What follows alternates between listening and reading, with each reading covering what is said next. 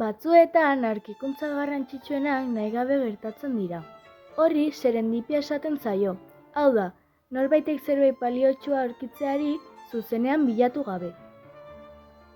Horren adibide da penizilinaren aurkikuntza, lehen antibiotikoa. 1928an, Alexander Fleming zientzialari eskoziarra bakterioak asetzen ari zela, penizilinum notatum izeneko onddo batek laborategiko plaketako bat kutsatu zuela konturatu zen. Bere harridurarako, onddoaren inguruan ez zen bakteriorik hazten. Horrek esan nahi zuen, onddoak horiek desagerrarazteko gai zen substantzia bat sortzen zuela.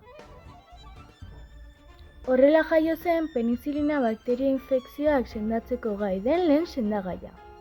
Flemingek 1929an argitaratu zuen bere aurkikuntza, baina hasieran ez zitzaion garrantzi handirik eman.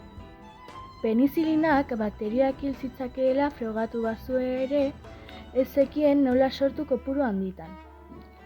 Urte batzuk igaro ziren zientzialariek penizilina garbitu eta sendagai gisa erabiltzea lortu zuten arte. Lehen Mundu Gerran, gudu zelaian izandako zaurien ondoriozko heriotzen 80% gutxi gora bera ez ziren zuzenean balen edo ez leherketan talkan eragindakoak, infekzioek eragindakoak baizik. Garai hartan, ez zegoen antibiotikorik eta beraz medikuek ezin zuten zaurieriketan bakterioen hedapena gelditu. Arazo hori Bigarren Mundu Gerran errepikatu zen. Baina oraingoa penizilina funtsezkoa izan zen infekzioen eragindako heriotzak nabarmena murrizteko. Masa produkzioari esker, milaka bizitza salbatu ziren kanpaina ospitaleetan. Penizilinaren arrakastak beste antibiotiko asko garatzea ekarri zuen, eta horiei esker gaixotasun larriak tratatu ahal izan dira, hala nola pneumonia, tuberkulosia eta meningitisa. Antibiotikoek bakteria infekzioak tratatzeko balio duten arren, gaixotasunak prebenitzen laguntzen duen beste aurrerapen mediko handi bat dago. Txertoak.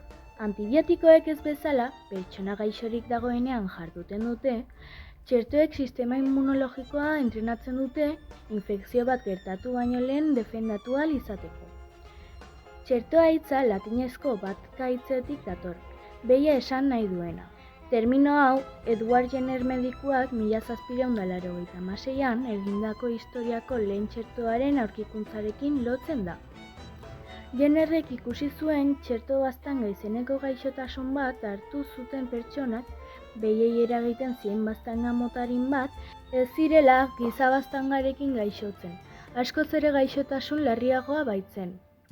Behaketa horretatik abiatuta, Jennerrek giza baztanga babesteko metodo bat garatu zuen. Denborarekin, terminoa zabaldu egin zen hainbat gaixotasunen aurkako edozein immunizazio mota sartzeko, ez bakarrik baztanga. Hala, txertoa termino orokor bihurtu zen gure sistema immunologikoa sendotzean infekzioetatik babesten laguntzen diguten metodoentzat. Txertoak funtsezkoak izan dira elgorriaren eta gripearen aurkako borrokan.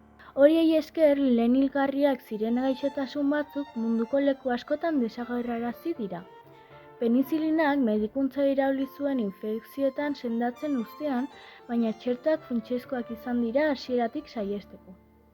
Gaur egun, zientzialariek ikertzen jarraitzen dute antibiotiko eta txerto berriak sortzeko, eta gaixotasun eta bakterio erresistentetatik babesteko.